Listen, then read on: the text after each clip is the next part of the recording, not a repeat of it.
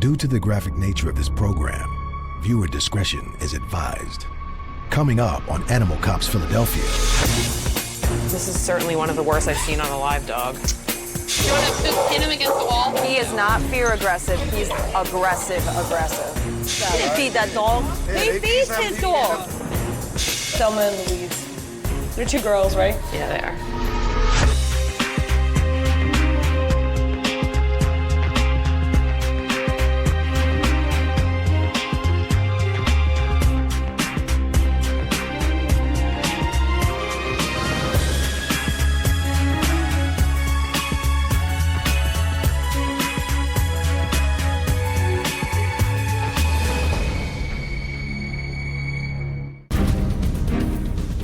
At the Pennsylvania SPCA, there's an emergency. Where's that bridge? Officer Betty Sorrell is bringing in a dog in desperate condition. It is. Oh, barely alive. The Labrador has multiple bite wounds from another dog. Sorrell rushes him in to Dr. Rachel Lee and veterinary technician Angela Messer for help. Despite his injuries, the dog named Clyde had been chained in the backyard and left to suffer. Kid behind to take care of these three dogs. One of them attacked the other one, and he just left it there to die. While the team tries to stabilize him, Sorrell takes photographs for evidence. What they see is shocking.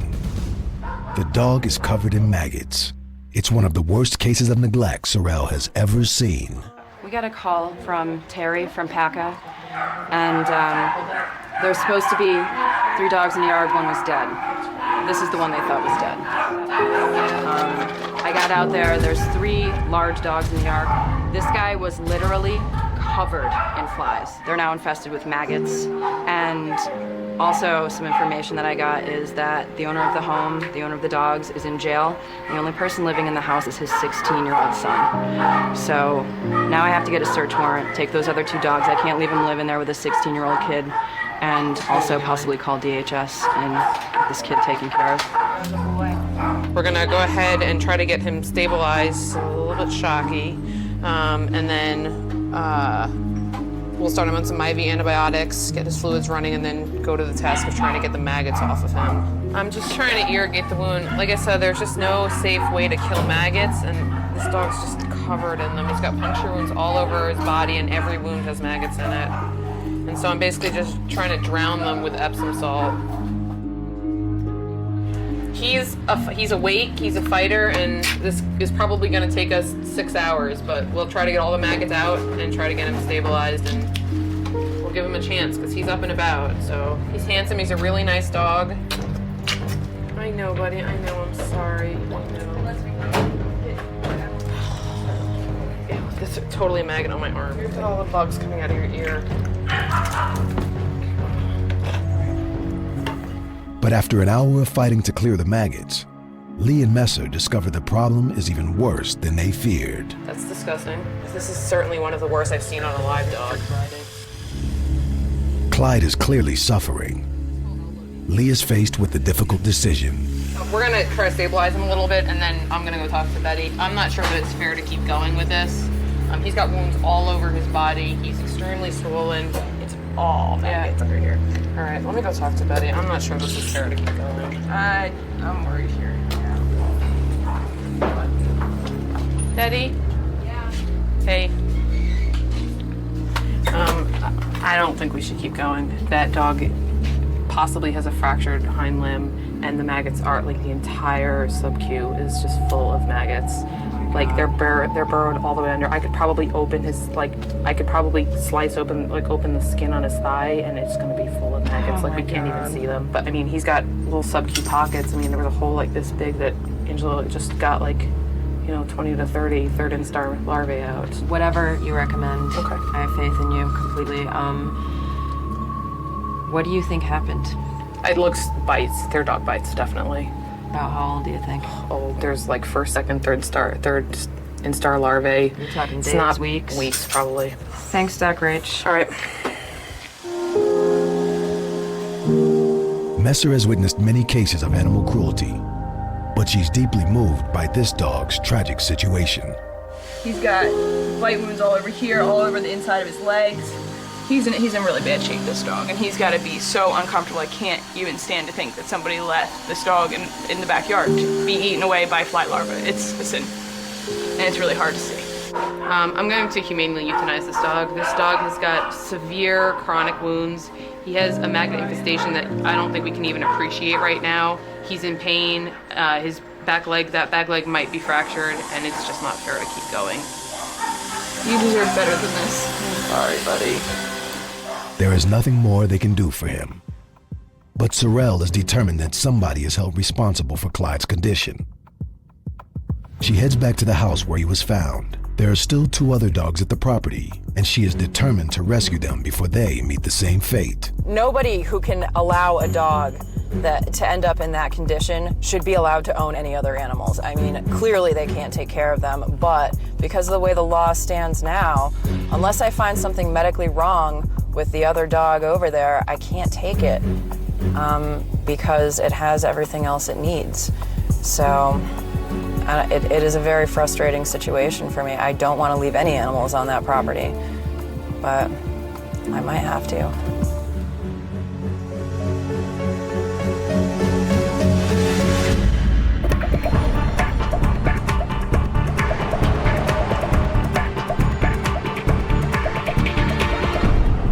On the other side of the city, Humane Law Enforcement Officer Darlene Souza is on the road in her old neighborhood. There's Northeast Hospital. I was born there. See, down here, this is where my grandmother lived. This is where I was raised and met my husband. I used to go in there every weekend. She's heading to an area called Kensington in the north of the city to investigate a report of possible animal cruelty. I received a call for a female dog in the yard, had puppies, about a half a dozen of them, and at least 2 of them are dead with flies all over them. So I'll head over there and see what I find. The tip reported the dogs are being kept in a backyard. Souza gets access via an alleyway. Welcome to the jungle. And what she finds there is shocking. Oh, God. Come here, baby. Come here, Mom. Come here, dog. I have a dog in here, really emaciated, mainly bones. Come here, baby. I don't see no puppies. There is cages, a couple bowls, so I think they might be like breeding dogs out here, but right now there's only 1, no water, nothing. Souza's instincts tell her this is a cruelty case. She heads to the front of the house to try to track down the dog's owner. The dog in the rear, he's in bad condition, very thin with parasites on him. There's no water, no shelter, nothing. You know who lives here? I think there's something going on with these 2 houses because I heard a dog in his yard, but they took it in before I got back there. You live there, sir? You live there? Or? Okay, you guys got a dog in the yard? I think somebody that lives there is in that house next door. No one is home, but a woman, Marianne Groen, appears, claiming that she owns the house and that her son lives there. That's my house. But they won't let me see it. This is your house right here. You live at this house or this No, one? I live at this house. My son's not home. I don't have the key for that. Okay, he has a dog in this yard in bad shape, real thin. Did you see that dog out there? There's no water or feeds them nothing. dogs, though. He didn't feed that dog. He feeds his dog. Can you go out in that yard and see that dog? Yeah, Do but you have I'm the key telling to you, go he in feeds here? them dogs. Let me explain something to you. He had dogs back there. Somebody Okay. poisoned his dog. We had to get rid of that 1 dog. So whoever it is giving them Did they dogs. contact us that the dog was poisoned? No, because we didn't know who to contact, but they keep on torturing our dogs. You know how many Okay. dogs? He had 2 little puppies back there. 2 puppies. Grown's son appears. There is my son. Somebody Okay, call that's her. why I was here, because that's the complaint we got, that the 2 dogs, puppies were dead in the yard. That's why I came. Okay, now the dog that's out there now is very thin. That dog's in bad shape. My son. Have you tested her for parvo? Oh, what? With tensions rising, Souza knows that in this tough part of town, she could be in danger. She calls the police and her colleague Wayne Smith for backup. Next door neighbor's giving us a hard time. The dog is in such bad condition, Souza wants to immediately take it back to the shelter for medical attention. You got a leash? One of the neighbors brings the dog, named G, outside. She is in pitiful condition and severely underweight. Who's the owner? That guy that was in there?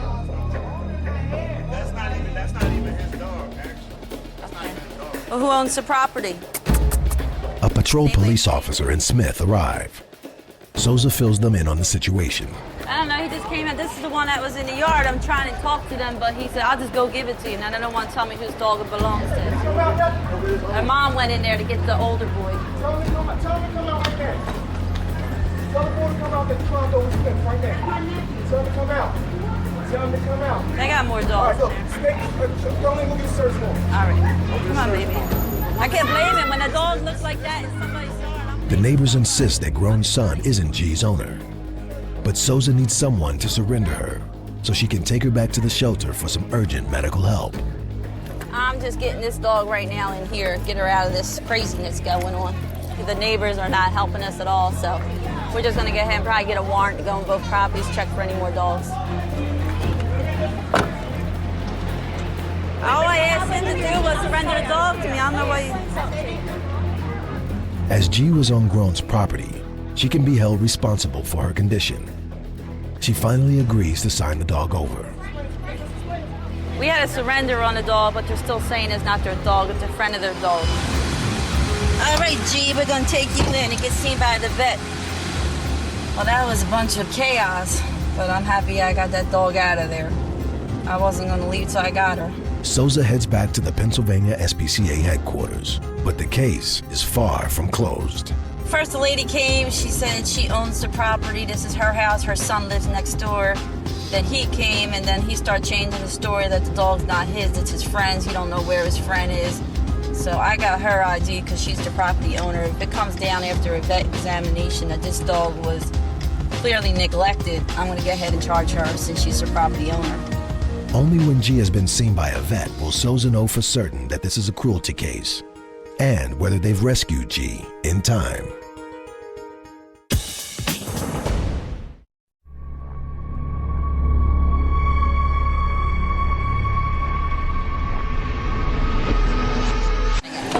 Come on, G. Come on, girl. Come on, baby. At the Pennsylvania SPCA shelter, Humane Law Enforcement Officer Darlene Souza is bringing in G, the emaciated dog she's just rescued from a rough neighborhood in the north of the city. The homeowner where G was being kept denies owning her, but if the veterinary exam reveals the dog has been starved and G's owner does not show up, Souza will cite her for animal cruelty. G weighs just 20 pounds, less than half the weight she should be. Souza takes her to veterinary technician Angela Messer for a preliminary examination. The homeowner claims she may have been poisoned. We're gonna do just a little bit of food and some water to get her started here, and you can tell she's hungry. Okay, girl, sit, She's G. sniffing everywhere there's food, so we're gonna give her just a little bit, huh? Here you go, honey. Oh my God. It's pretty apparent this dog has been starved. She's eating, she's drinking on her own. It's not like she's not eating or not drinking. She is not very evident that there's any type of poisoning. She's alert, her tail's wiggling. Yeah, She stayed and feed it. Exactly. You got She wants to food, ear. that's what she wants. I know, she's hungry.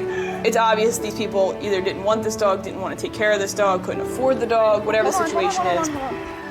So I'm giving Gia some Capstar, which is to immediately treat the fleas and ticks, and then we're going to give her a bath. And as you can see, she's starving. She's so hungry. We already gave her some food, and she's jumping up and down here because she can smell. Oh, that breaks my heart. I know, honey. Just wait 1 second because I got to put something in the food to give it to you. There's no reason why you wouldn't feed this dog. You don't have money. You can't take care of it. Bring it to the SPCA. Don't let it get like this. Souza needs to know whether the homeowner's story stands up. They take G to Dr. Rachel Lee. Were there more dogs there? No, I found her in the yard. She was by herself. No food, no water, no shelter. Feces all over the yard. She's probably about 8 months old, I think. Somewhere in the range of 8 months to a year. She's young. They're yelling and stating to me that people are poisoning the dog. The dog had parvo, so they were giving it ground beef and rice. No This way is not poison. poisoning. This is just neglect. Yeah. Lee is certain that she has simply been starved. It's definitely what I suspected. I mean, I got the word from Dr. Lee. They just neglected the dog. They didn't want to feed it, so that's enough for me. So we're gonna go ahead, get a warrant, check the property, and then go ahead and charge the owner. I mean, I wish I could put that person in this predicament that this dog's in right now. There's no reason why this dog should look like this. You've seen the owner, she was nice and healthy. The dog wasn't. Apparently the owner said that her name was G, but we're gonna switch that to Gia. It's a little more feminine. G, we don't really like to name, dogs after the alphabet, so we're gonna switch it up a little. We'll give her a little bit, feminine name. Come on, Gia. Come on, Edie. While Souza prepares the paperwork for a citation, Messer takes Gia to get cleaned up. Oh my gosh, she's all bones. You don't weigh anything. It's okay, Booger. She's got bad fleas. Fleas are never good, but you can see, especially since she does have white fur, you can see them jumping ship here as we're blasting the water. I literally can feel her kidneys reaching around her spine here. I can feel her kidneys, and that is ridiculous. You get a leash on you. You're light enough, that's for sure. You're a one-arm carry. In North Philadelphia, Officer Betty Sorrell is heading out to serve a search warrant at a property where earlier today, she tried to rescue a dying dog. I've never seen anything quite like that before. It was real hard to look at. I know he must have been in an incredible amount of pain, and he just didn't even, try and nip or anything like that. It was just awful to see the maggots all over that dog, and it was a nightmare. She wants to remove the 2 other dogs that are still at the property and has arranged for the police and her boss, George Bengal, to meet her. The guy's there? I'm 2 minutes, I'll be right there. All right, bye. Somebody just got home. That was George. He's on location, and apparently somebody just walked into the house.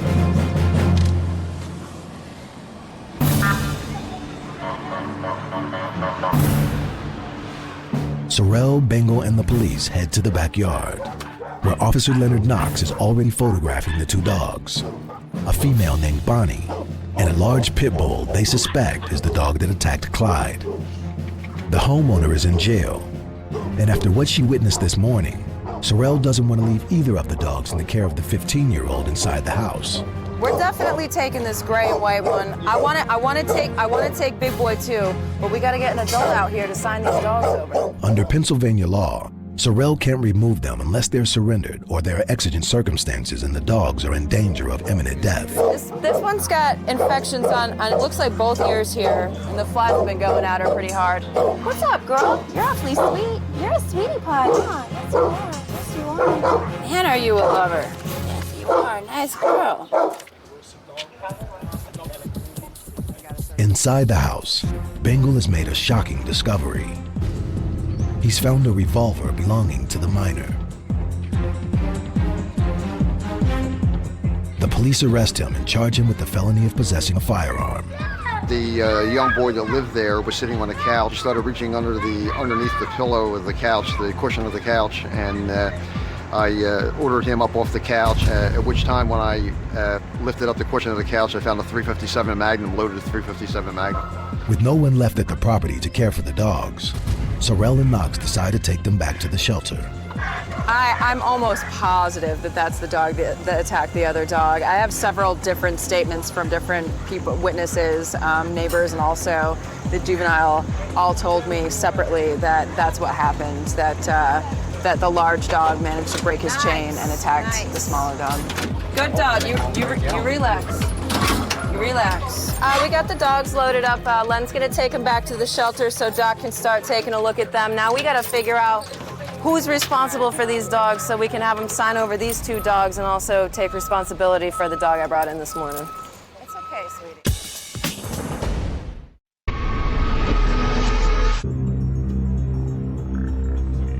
At the Pennsylvania SPCA, the Humane Law Enforcement team are returning with the 2 dogs they've seized from a backyard. They need to be evaluated, but they're concerned about the large brindle named Debo, who attacked the dog Sorrell brought to the shelter earlier this morning. He is so aggressive he needs to be sedated before Dr. Rachel Lee can examine him. I'm gonna inject him, and then once I'm confident that he's down, you guys are free, we'll do an exam, we'll get blood, we'll give him vaccines, and leave him to wake up. He's really gigantic. He's really aggressive. He is not fear aggressive. He's aggressive. Yeah, he's scared. But even sedating him will be a challenge fraught with danger. Sorrel and Bengal will first try to use their catch poles to maneuver the 80-pound dog.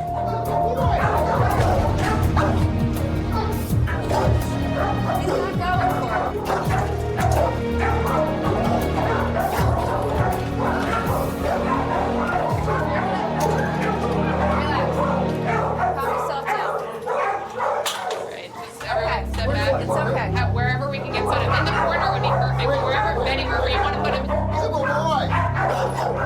You're not a good boy. Stop. It takes all of Sorrel's strength to keep him under control as Lee tries to sedate him. Gotta pin him this way, George. If you go that way, you guys can pin him against the wall that way, and I can come in this way. You want to just pin him against the wall? Yeah, perfect. Come here, buddy. Come on. That's it, and back in. Come on, back in the cage. Back in the cage.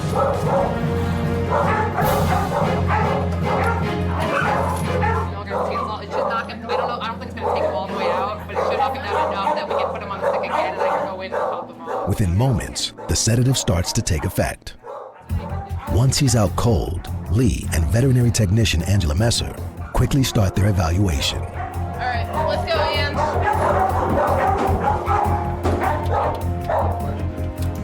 Your ticks in your ears.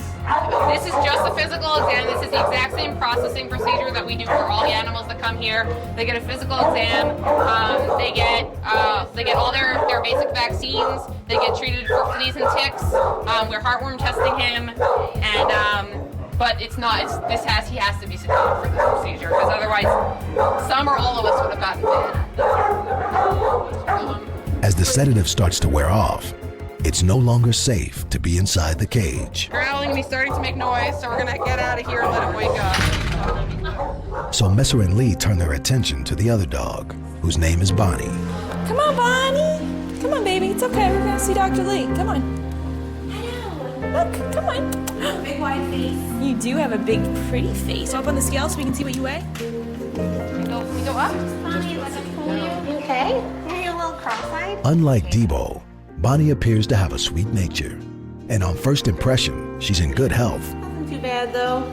She's actually in pretty good shape. She's in good body condition. She's a beautiful dog. She's got fly bites on her ears, which isn't surprising given the fact that she lives outside. She doesn't have ticks on her like her mean buddy that we just saw. She's leaning on me as much as she can put her weight on me, she is. All in all, I'd say she's pretty lucky. Her brother this morning was not even a quarter this lucky. He was pretty much mauled to death by that big brindle dog. So she's really lucky that she at least wasn't attacked. I mean, really, the big issue here was Debo, the big brindle guy. I mean, that dog is really dangerous, and if he got out of the yard or got off his chain, he could kill a child really easily, and that's really scary. That dog is really terrifying. With such an aggressive nature, Debo's future remains uncertain. But the team hopes that Bonnie will bring a happy ending to this tragic case. I don't see any dog aggression in her, and I think there's good potential for her to get it home.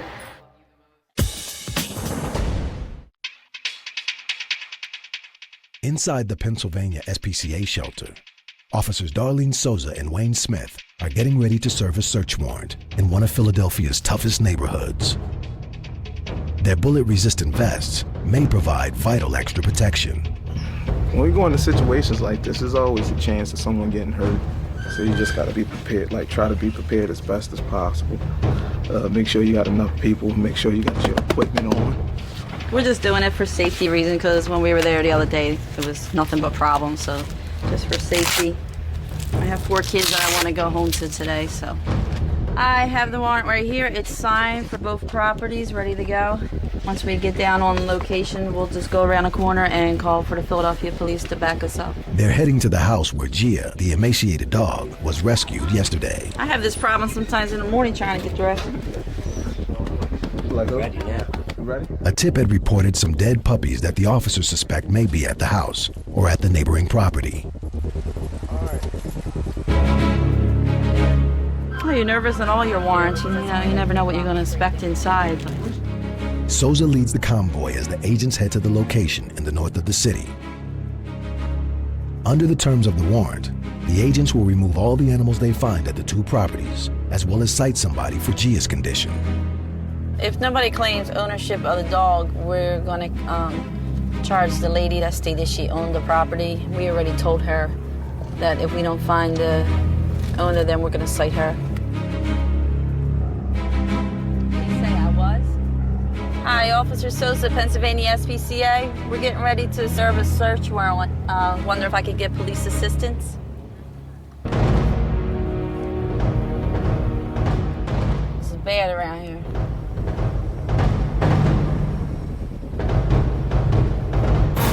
As soon as they arrive, Smith serves the warrant on the first house. Ready? Yep, got it. We got a search warrant to come in and check the property. Need everybody to come to the front room. Who all here? SPCA, search warrant! Trainee Agent Juan Martinez keeps an eye on the back of the property. Right now, I came to search the back because I wanted to make sure that no one's back here tries to leave the premises while we're here. Dog coming out! Dog coming out! Inside the house, they find a male pit bull named Rex. Smith loads him onto the van. They coming with a key or what? Turn around. You must stop. So you need the dog back? Proof of ownership. Proof of ownership, yo. Tell me who owned the dog. I just told you, it's probably my man's dog. He just had the dog a month ago, 2 months ago. Stop. Inside the second property, the police officers find a shotgun and cartridges. Shotgun. The agents also make an unusual discovery in the same house: 2 snapping turtles. City ordinance doesn't allow you to have a turtle that's under 6 inches, possible salmonella. They can carry, she surrendered them over to us, so we're gonna take them. The homeowners agreed to sign over the turtles and Rex, but there's still no sign of any other dogs or puppies that the original tip had reported. So far, there's nothing. There's no ID, no mail, there's nothing. The house is just empty. It's like they knew we were coming back. They cleaned it out yesterday. Maybe we should have came back yesterday, but it's hard to tell. But she did say she was in there today and she bombed the basement because it was fleas. Well, why was there fleas? She said, I don't know. Of course, she had dogs down there. There was some chewing toys down there. There was leashes and stuff in the house, so we know they were storing dogs in there. Without a confession, the agents have no hard proof that there were other dogs at the house, nor have they been able to find out the identity of Gia's owner.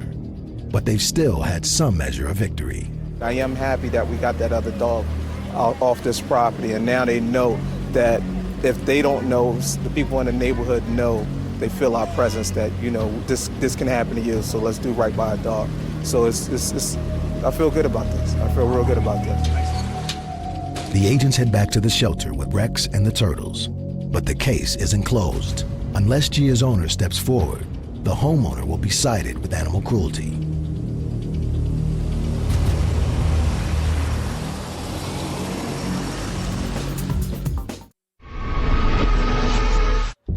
In the Pennsylvania SPCA yard, the Humane Law Enforcement team have arrived back with the pit bull named Rex, seized during a search warrant.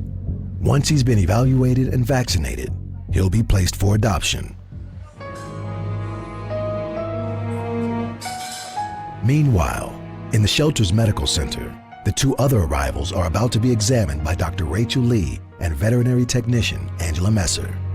These are juvenile North American snapping turtles, or common snapping turtles. They are ubiquitous to North America, everywhere from the Rockies east all the way across the country and down south into Mexico and South America. They don't make good pets. They get to be about 33 inches to 35 inches in shell diameter, which is like this big, and they're really mean. They have a giant beak on them, so they make very, very bad pets, in fact. You have to remember that with all reptiles, they all carry salmonella, which is a bacterial disease that could potentially be fatal in people, but generally, if you get salmonella, it causes really, really, really severe vomiting and diarrhea. And so you usually die of dehydration from it. So that's why we're handling these guys with gloves, wash hands, and it's normal for turtles to have salmonella. They don't always shed it. They will shed it in times of stress, and I'm sure these guys are shedding it right now. But it doesn't hurt them usually in any way. Like all animals that come to the shelter, the turtles each need a microchip and a name. Thelma and Louise. They're 2 girls, right? Yeah, they are. All right, that makes it easy. The big guy first. All right, so have you handled turtles before? Not really. I mean, a little bit here and there, but So you show me how you want me to the hold reason them. why we're microchipping them is because obviously we can't put tags on them. And so a microchip is a permanent identification. We're gonna put the microchip in their little leg pouch right here. So if you wanna hold this turtle kind of just like that, you're gonna keep the leg extended. Okay. Luckily they're very small and they're probably not gonna bite you, at least very hard. Oh, good. That's something to look forward to. It's okay, Thelma. Okay. I'm sorry, baby. Thelma and Louise will be taken to a wildlife rescue center in rural Pennsylvania. And once the weather is warm, they'll be released back into the wild. Guess what, Louise? You are next. All right, Louise. Back in with your sister.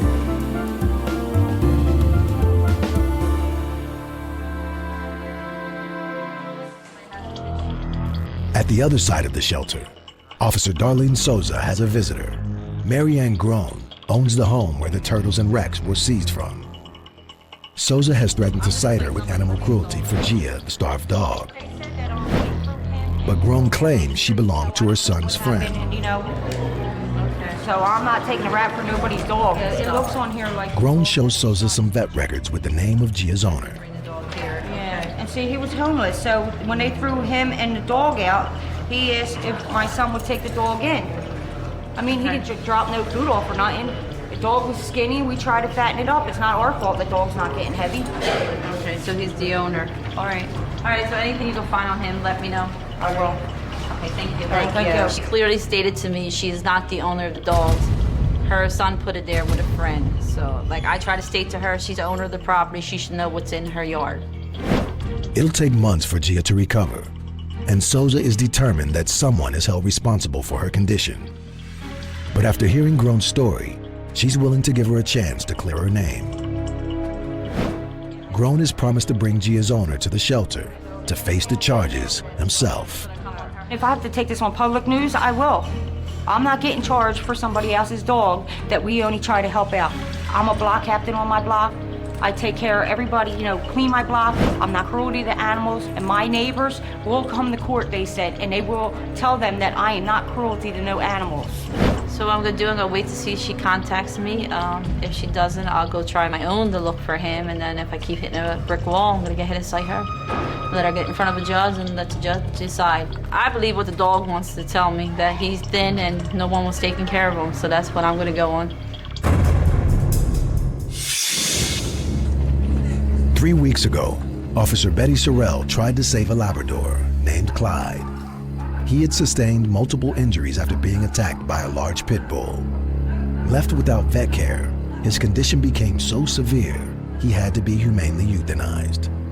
Sorrell cited a woman temporarily living at the property. She pled guilty to 2 counts of failure to provide veterinary care and has been fined $350. A 15-year-old boy living at the house was charged with the misdemeanor of animal cruelty. The charge was dropped in a plea bargain, and he is now serving 6 years in a juvenile detention center for possession of the weapon found at the scene. 2 other dogs were also seized from the same property. Debo, a large pit bull that attacked Clyde, was humanely euthanized after a thorough assessment found him to be too aggressive to be rehabilitated. But for the second dog, named Bonnie, life has just got a whole lot better.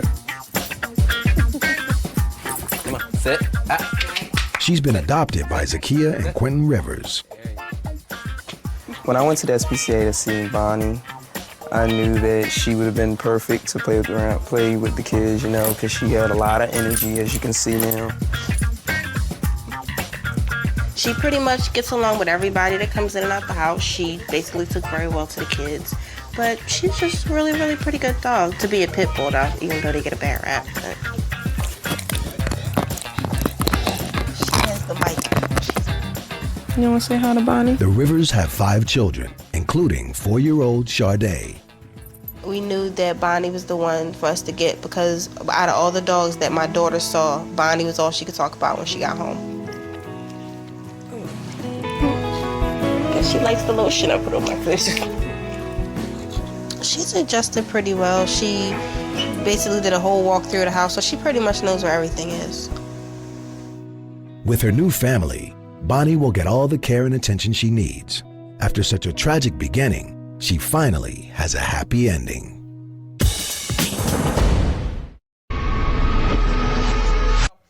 It's 3 days since Officer Darlene Souza rescued Gia, the starving pit bull, from a property in North Philadelphia. She threatened to cite the property owner, Marianne Groen, with animal cruelty. But today, true to her word, Groen has brought Fred Fenton to the shelter. That was your dog? Officer Wayne Smith takes them to his office to question them.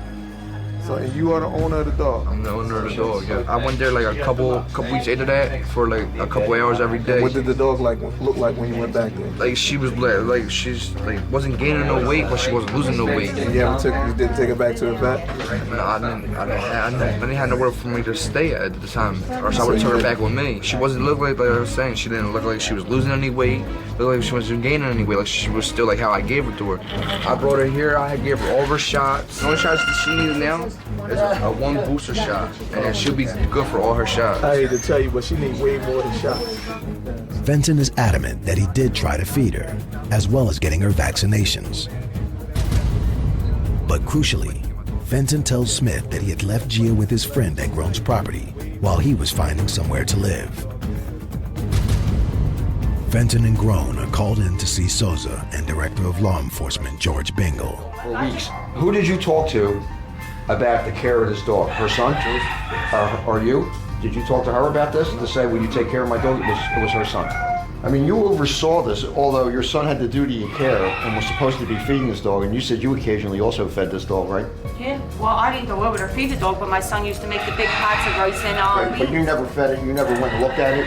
No, I did feed the dog the canned foods and stuff like that, but that was it, no. Well, what did you, let me ask you a question, you saw the dog looking like this, what did you think? I mean, what was your thought about Well, that's it? why we were feeding it rice and the rice Right, and because you beans. saw it, that it was getting this thin. And we didn't see it getting that thin, but it was getting thinner. Anybody would look at that is going to know that dog really is not in good shape. Yeah, it wasn't fair. I mean, a couple more days like that, Yeah, it would have been dead.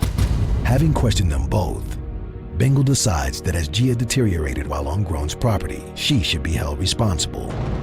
They cite her with failure to provide veterinary care. When you have multiple people living in a house, it's hard to pin it on, who's going to take the responsibility of the animal. So that's why it took us a little bit to do a little investigation to see who we should cite. She took responsibility for her actions because she knew she owned the property. She said she did feed it, but she still neglected to see why he wasn't gaining weight. So she has her court day, and we'll see what happens.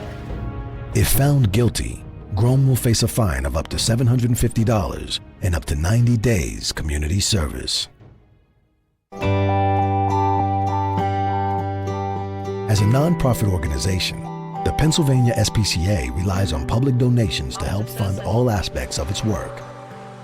From investigations and medical care to the behavioral and adoption teams. Together, the staff work tirelessly to give a second chance to the 10,000 animals that are rescued each year. The ultimate reward for their dedication is knowing that they've played a vital part in helping each of the animals they've saved have a safer and happier future. One such animal is Gia. 2 months have passed since she was rescued by Officer Darlene Souza, weighing only 20 pounds. Thanks to Souza and the medical team, she's made a great recovery.